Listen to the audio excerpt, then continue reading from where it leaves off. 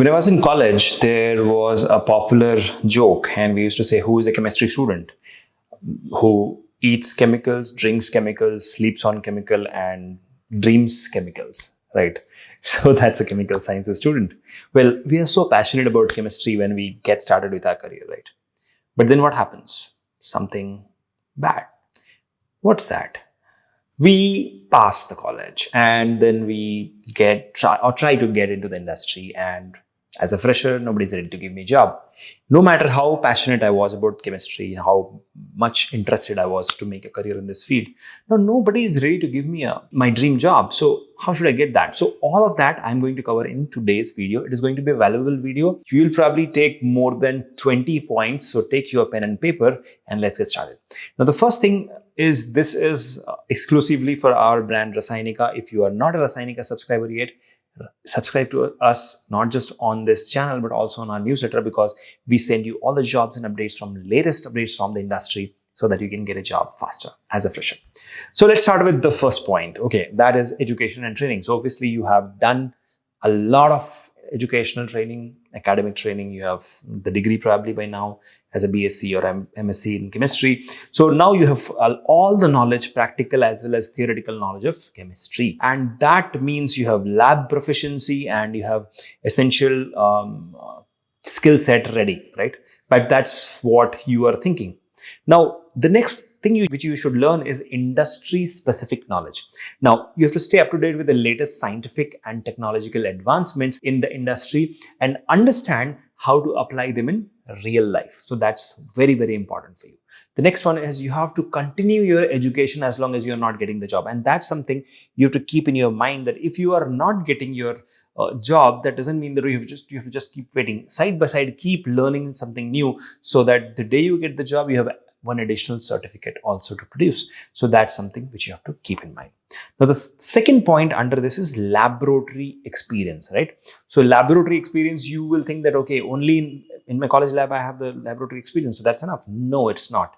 You have to get hands-on lab, and that comes when you do a lot of diverse projects, probably as a JRF or SRF in CSR labs, or you probably go to a lab and volunteer. So get hands-on experience, and it will provide you invaluable training for your forever life. Okay, so you should learn some common troubleshooting problems for any and every instrument and experiment. So whether it is a weighing balance or a titration or any spectrophotometry or spectroscopy, you should know the troubleshooting steps, and that's very important.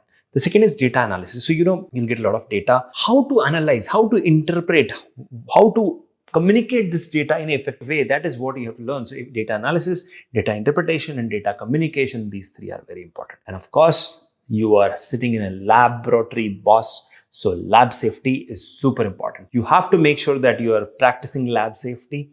You are safely handling equipments and instruments. You're safely handling chemicals, and you know what chemicals you are picking. You don't just inadvertently spill it on someone or on yourself, because chemicals are corrosive. They will not forgive you for the mistakes which you do in the lab. So that's very important. Now the third point under this video will be soft skills. So like I said, communication is important. Teamwork is as well very important. So communication, collaboration, and leadership. So communication comes into picture when you have data and you want to communicate it. When you're working in a team also, communication comes handy. And of course, nobody can achieve anything in life without teamwork, right? Even you are a product of teamwork. I'm a product of teamwork. Even this video is a product of teamwork. So collaboration is very important. You have to know how to build a team. You have to work with the team, and you have to get results from the team, so that to make sure that you are getting the tangible solutions.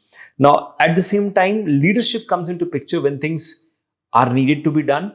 Targets has to be achieved, or something goes wrong and you have to step up. So leadership skills is a must, and wherever you're getting diverse leadership skills, please learn it, because that's going to be a lifelong asset for you. So 3 points under this I said soft skills, which is communication, collaboration, and leadership. Now coming to the industry expectations, like what exactly the chemical sciences industry is expecting, what is the Reliance expecting, what is Tata expecting, what is other companies expecting. So first thing, what the company expects is deadline driven. Like you're given a target, you're given a deadline, and you have to achieve it. Okay, it can be daily, it can be weekly, it can be monthly, it can be bi-monthly, or a quarterly target. you have to be very much target driven, deadline driven. The second thing what the industry expects from you is regulatory compliance. You do not break rules. There are FDA rules, federal regulations and compliance standards, good manufacturing practices standards on how to use chemicals, materials and technologies in what way, and those SOPs must be followed, and that is what the industry expects from you as a fresher. Now, the third thing which industry expects, of course, as a fresher, you may not develop that, but with experience you will, and that is attention to detail. Okay, so developing an exceptional attention to detail is very important. For example, you're working in the lab and you're testing some chemical, and without knowing that this particular chemical at this particular pressure will convert into vapors and it can be harmful to my colleague, you open the lid and then it starts. So if you have attention to detail, you know that, okay, if I open this lid and the temperature is this much, it will immediately evaporate and cause a lab hazard. So let me not do that. So attention to detail, that even before the accident happens, you prevent it. That's what attention to detail is, and that is what industry expects from you. And of course, as a fresher, you have to develop a lot of networking. You have to do a lot of networking. Network is your net worth. Connect with peers, connect with juniors, seniors, teachers, industry professionals. And if you have nobody to connect to, you can always connect with me, because I have a vast network of chemistry and biotech and pharma scientists with whom I can, introduce you to, and then you can get your jobs faster. Of course, attend a lot of conferences and workshops in the pharma and biotech and life sciences and chemical sciences industry, because the more diverse exposure you have, the better you get at it. By now you should know this, that chemistry is not only applied in chemical sciences field, it is applied in biotechnology, pharma, and various other fields also. Even mechanical engineering and civil engineering also, chemicals are required. So you have to know this and gain as many certifications as you can while you are looking for the job, because this gap period needs to be justified. You can always say, I was doing some upskilling. Okay, so that's the point. Now, the career opportunities in chemical sciences can be broadly divided into these fields. The first is pharmaceuticals. The second is material sciences. The third is food sciences. The fourth is environmental sciences. And broadly, you have biotech also, life sciences also, all these sectors, medical technologies also, where you can participate. Okay. So now what should be your plan of action to build a successful career? The first is do your own research. Find out which companies you want to target.